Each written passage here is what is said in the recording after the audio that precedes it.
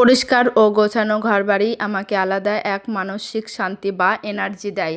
আসসালামু আলাইকুম, সবাই কেমন আছেন? আশা করছি সবাই ভালো আছেন ও সুস্থ আছেন। আমি শিল্পী, আমি নদিয়া জেলার ছোট্ট একটা গ্রামে থাকি। আবারও মাই সিম্পল ভিলেজ লাইফস্টাইল ব্লগ থেকে চলে এসেছি নতুন একটা ব্লগ ভিডিও নিয়ে। আশা করছি আজকের ভিডিওটি আপনাদের কাছে ভালো লাগবে। আশা করছি যারা গোছানো ঘরবাড়ি পছন্দ করেন, 9 মিনিট 20 সেকেন্ডের এই ভিডিওটি আপনাদের একটু হলেও পছন্দ হবে বা ভালো লাগবে। তো যাই হোক, এই তো গ্রামের বাস করি আমরা, তো গ্রামে ছাগল মুরগিগুলো তো থাকবেই। আর মুরগি ছাগল মানেই হচ্ছে কিন্তু বাড়িঘর অপরিষ্কার থাকা। তবে আমি প্রত্যেক দিনই নিজে খুব পরিশ্রম করি তো বাড়িঘর পরিষ্কার ও পরিচ্ছন্ন রাখার জন্য। তো আমি একটু সকাল করেই উঠে থাকি। তো উঠে আগে ছাগল মুরগিগুলো বাড়ি থেকে বার করে দিই, ওরা পরিষ্কার হয়ে আসে। তারপর ছাগলগুলোকে বেঁধে রেখে দিই এক জায়গায়, আর মুরগিগুলোকে খেতে দিই। তো তারপরে আমি হচ্ছে কিনা আরিজের স্কুলে টিফিন বানিয়ে ওকে স্কুলে পাঠিয়ে দিয়ে এসে তারপরে আমি বাইরের কাজগুলো সব করি, মানে হচ্ছে কিনা পরিষ্কার পরিচ্ছন্নগুলো করে নিই। তো আজকেও তাই করেছি, তো আপনাদের সামনে এক ঝলক দেখিয়ে দিয়েছি। আর এই কাজগুলো আমাকে প্রত্যেক দিনই করতে হয়। আর আমরা হচ্ছে মধ্যবিত্ত ঘরের মানুষ, আবার হচ্ছে কিনা গ্রামে থাকি। তো ছাগল মুরগি তো দু একটা না পুষলেও হয় না, তাই না? যেহেতু আর তাছাড়া হচ্ছে কিনা সুরজ মাঝে মধ্যে ঘাস নিয়ে আসে, তো সেই কারণেই হচ্ছে কিনা ছাগল দু একটা পুষে রাখি। আর বাচ্চারা তো ভাতগুলো নষ্ট করেই, তো সেগুলো হয়তো কাজে লেগে যায়। তো অনেক কিছুই জিনিস আছে যেগুলো হয়তো বলা হয় না, তো বলা যায় মানে যায়ও না আসলে। তো আমি খুবই কম পরিমাণে জিনিস নষ্ট করার চেষ্টা করি। তবুও যেগুলো নষ্ট হয়ে যায় সেগুলো কিন্তু ছাগল মুরগি খেয়ে নেয়, তো এদিক থেকে একটা সুবিধা আছে।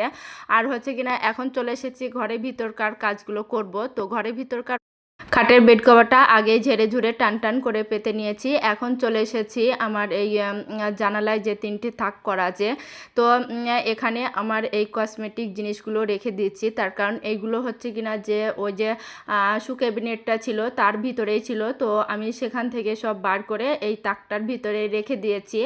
তো এতে করে আমি হচ্ছে কিনা যে আমি জিনিসগুলো সবসময় হাতের কাছে পাবো।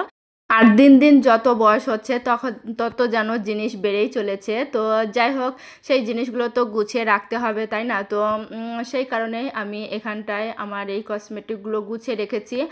আর শু ক্যাবিনেটটা পুরাটাই ভরে গিয়েছে জুতোয়। তো যাই হোক, ফার্নিচারগুলো মুছতে এসে দেখি যে জানালায় একটু মানে বৃষ্টির পানি পড়েছে, তবুও ধুলাবালু যেন কোনায় কোনায় লেগে আছে, তো সেগুলো একটু মুছে নিয়েছি।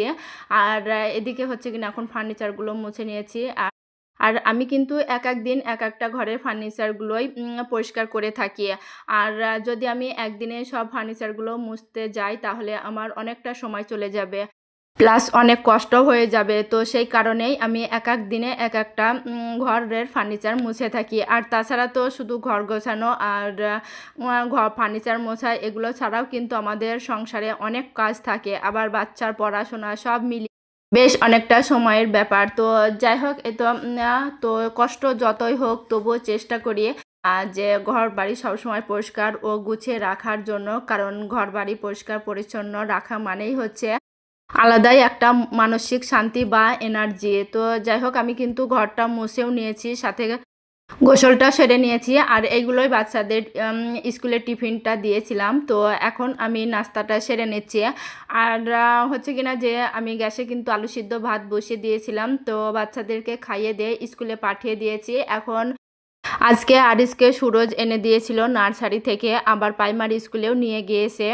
তো সেই কারণে হচ্ছে কিনা আমি অল্প টাইমের মধ্যেই কাজগুলো গুছিয়ে করতে পেরে নিয়েছি। তো যাই হোক, এখন এই তো আসার সময় কিছু বাজার করে আনতে বলেছিলাম, তো সেগুলোই হচ্ছে কিনা সুরজ নিয়ে এসেছিল। আর এদিকে হচ্ছে নিয়ে এসেছে আটার প্যাকেট, পুঁই শাক, একটা পেঁপে, আর একটা শসা, আর 2টা গাজর। তো যাই হোক, আর নিয়ে এসেছিল কচু। তো কচু দিয়ে পুঁই শাক রান্না করব মাছের মাথা দিয়ে। আর এই শসাটার দাম, একটা শসার দামই 14 টাকা নিয়েছে। আমি জানতাম যে শসার দাম এখন খুব বেশি, তো সেই কারণে আমি বলেছিলাম যে 10 টাকার মতো শসা নিয়ে আসতে, কিন্তু ও এই শসাটা নিয়ে এসেছে। এই শসাটা ছিল 200 গ্রাম, তো 14 টাকা দাম নিয়েছে। আর নিয়েছে হচ্ছে গাজর, তো এগুলো আমি নিয়েছি কারণ আমার জন্য হচ্ছে কিনা যে আমার শরীরটা এখন খুবই খারাপ, তো আবার তাছাড়া আমার ফ্যাটি লিভার আছে, তো সেটাও বেশি হয়ে গিয়েছে। তো সেই কারণে আমাকে ডাক্তারে কিছু খাবার খেতে বলেছে, যে অল্প পরিমাণে তেল আর এইসব খাবারগুলো। আর এমনিতেই 30 পার হয়ে গেলে না সব রকম রোগেই যেন ধরে। তো সকালবেলা আমি ভাত রান্না করতাম, তো ভাত খেলে আমার শরীরটা খুবই মানে ভারী ভারী লাগতো, তো তবুও অল্প পরিমাণে হয়তো খেতাম। তো সেই কারণেই হচ্ছে কিনা যে আমার এই অবস্থাটা, মানে ফ্যাটি লিভারটা বেশি হয়ে গিয়েছে। আর সকালবেলা কি করব, যে বাচ্চাদেরকে ভাত খাইয়ে স্কুলে পাঠিয়ে দিয়েছি, তো আমিও খেয়ে নিয়েছি নিজের জন্য, আর কি করব। তো এইভাবে করেই আমার শরীরটাকে আমি নষ্ট করে ফেলেছি। তো যাই হোক, এখন আমি আটাগুলো রিফিল করে নিব। আর আমাদের যে রেশন থেকে গম দিচ্ছে আর কি, তো সেই গমগুলোই আমি ছাগলকে খাইয়ে দিয়েছি, মানে খাওয়াচ্ছি আর কি। আর আমরা এই আশীর্বাদ আটার প্যাকেটটাই কিনে এনেছি নিজেদের জন্য। তো ভিডিওর এই পর্যন্ত এসে প্রত্যেক দিনের মতো আবারও আজকে বলছি, ভিডিওর এই পর্যন্ত যারা আছেন ভিডিওটিতে একটা লাইক দিয়ে দেবেন, সাবস্ক্রাইব করে পাশে থাকা বেল আইকনটা প্রেস করে রাখবেন, যাতে করে আমি নতুন ভিডিও পাঠানোর সাথে সাথেই আপনার ফোনে নোটিফিকেশন চলে যায়, আর আপনি আপনার সময় সুযোগ বুঝে ভিডিওগুলো দেখে নেবেন।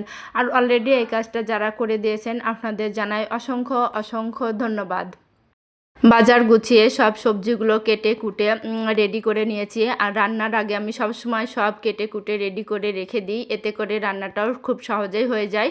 আবার হচ্ছে কিনা রান্নার পাশাপাশি অন্য একটা কাজও করা যায়। তো যাই হোক, সব সময় তো রান্নার পাশে বসে থাক, গ্যাসের চুলায় তো দেরি একটু হয়, আর মাটির চুলায় যদি আমি রান্না করতাম তাহলে হয়তো আমাকে বসেই থাকতে হতো। তো যাই হোক, এই তো আমি ডিমগুলো আগেই হচ্ছে কিনা কারেন্টের চুলায় সিদ্ধ করে নিয়েছি। এখন আমি ডিমগুলো আগে ভেজে নিয়েছি, তো তারপরে এখন আমি মশলা কষিয়ে ডিমগুলো দিয়ে একটু নাড়াচাড়া করে দিয়েছি, অল্প একটু পানি দিয়ে মশলাটার সাথে ডিমটা ভালো করে একটু কষে নিয়েছি। আর এখন তো মুরগির ডিম দিয়েছি আলহামদুলিল্লাহ। ডিম আমাদের রুটিনে থাকবে প্রত্যেক দিনই। তো ডিমটা কষানো হয়ে গিয়েছে, এবার ঝোলের জন্য পানি দিয়ে দিয়েছি। তো এভাবে আমি ডিমটা একটু মানে ভুনা টাইপের করব, আর যেহেতু ডাল রান্না হবে আর আজকে। তো যাই হোক, এ তো ডিম রান্নাটা আমার হয়ে গিয়েছে, তো ওইদিকে আমার ডাল রান্নাটাও হয়ে গিয়েছে।